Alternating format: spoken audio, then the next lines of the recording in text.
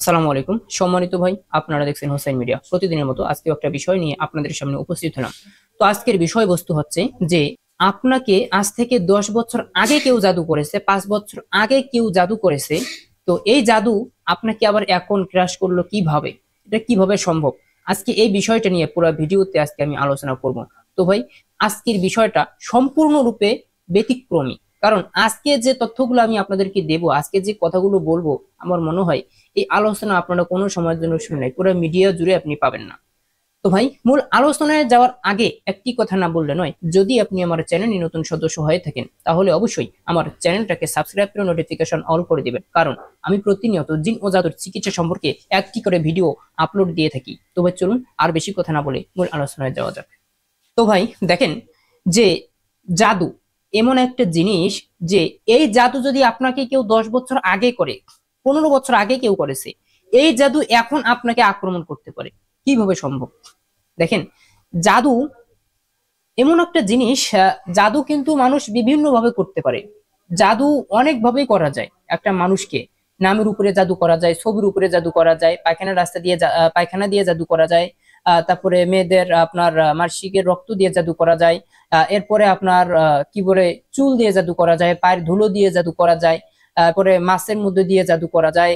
ভাই, জাদু বিভিন্ন ভাবে করা যায়, এটা বলতে গেলে শেষ হবে না। অনেক লং টাইম কথা বললেও 2 ঘন্টা, 4 ঘন্টা, 5 ঘন্টা আলোচনা করলে এগুলো কিচ্ছু মানে হবে না। আমি যদি আলোচনা শুরু করি জাদুর বিষয় নিয়ে, শুধু যদি একটা জাদুর বিষয় নিয়ে কথা বলবো, আমার 1 ঘন্টার উপরে সময় লাগবে, তারপর আমি শেষ করতে পারবো না।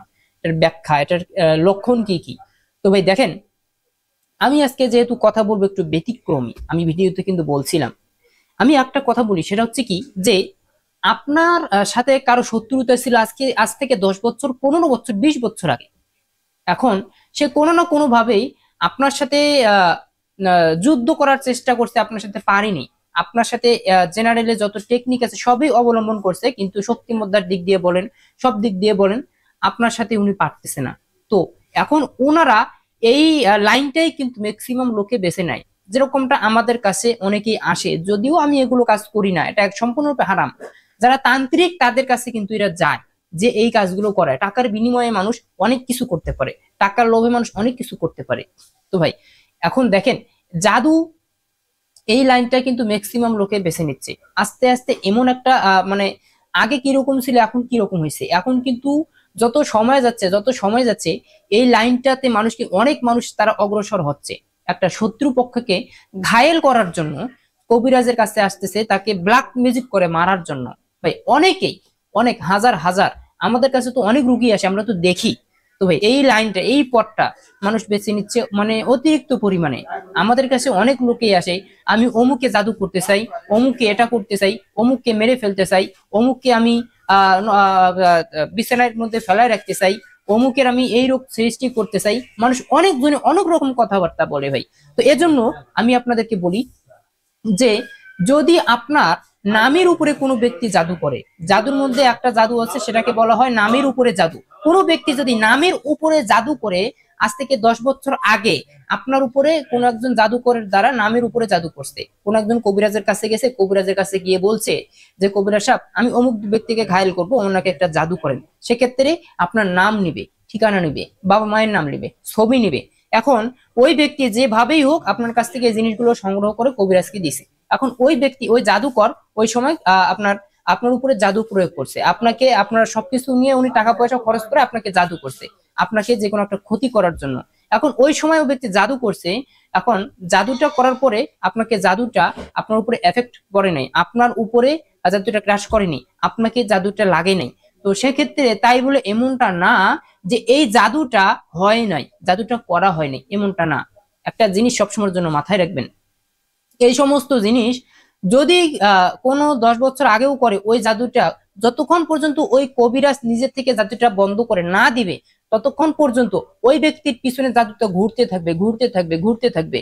দেখেন, আপনার নাম, আমি বলি, আপনার নাম আব্দুল করিম। এখন আব্দুল করিমের নামে একটা জাদু করা হয়েছে। আব্দুল করিমের ঠিকানা অমুক একটা গ্রাম, একটা গ্রামের কথা বলা হয়েছে, যে অমুক জায়গায় আব্দুল করিমের ঠিকানা, ওর বাবা মায়ের নাম হচ্ছে এটা।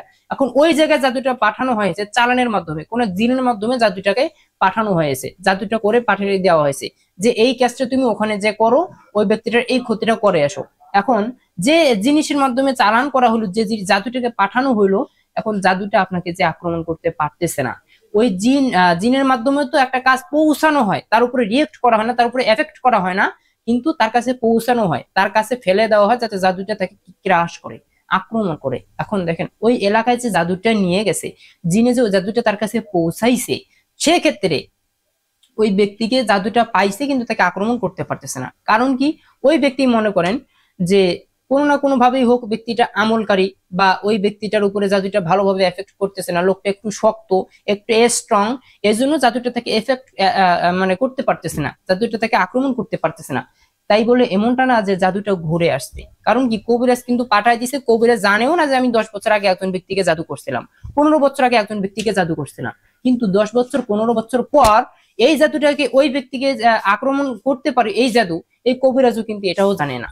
দেখেন ওই ব্যক্তিকে যখন আস্তে আস্তে আস্তে যখন জাদুটা তার পাশে ঘুরতেছে ঘুরতেছে ঘুরতেছে ঘুরতেছে, কিন্তু জাদুটা যখনই সুযোগ পাবে তখনই একটু একটু একটু একটু করে অ্যাটাক করার শুরু করবে, একটু একটু করে, পুরোপুরি না, একটু একটু করে। প্রথমে শরীরে এক জায়গায় ব্যথা সৃষ্টি করবে, কোনো একটা অংশ দেখা যাচ্ছে যে মাংস লাফাবে, কোনো একটা জায়গায় দেখা যাবে যে একটা নখ মরে গেছে, এভাবে আস্তে আস্তে আস্তে আস্তে আস্তে লক্ষণগুলো দেখা যাবে, মানে একবার ছোট্ট ছোট্ট থেকে শুরু করে। তো দেখেন যে 2-4 বছর পরে আপনার এমন একটা অবস্থা হয়ে যাবে যে আপনি বিছানায় পড়ে যাচ্ছেন, আপনার ব্যবসা বাণিজ্য সব দিক দিয়ে আপনি লসে পড়তেছেন, সব দিক দিয়ে আপনি ক্ষতিগ্রস্ত হচ্ছেন, কিন্তু আপনি জানেন না, আপনার একটা চিন্তা আসে না, আপনার একটা মাথায় আসে না যে আজ থেকে 10 বছর আগে আমাকে কেউ জাদু করতে পারে, এটার জন্য আমার এই সমস্যাটা হতে পারে। তো ভাই হ্যাঁ, এরকমই জাদু যদি কোনো ব্যক্তি কাউকে করে, এটা সহজে বোঝার কোনো উপায় নাই। 10 বছর আগে কেউ করতে পারে, এটা আমার বিশ্বাসই হয় না। আপনি বিশ্বাসই করতে পারবেন না যে আপনাকে এটা কেউ করছে।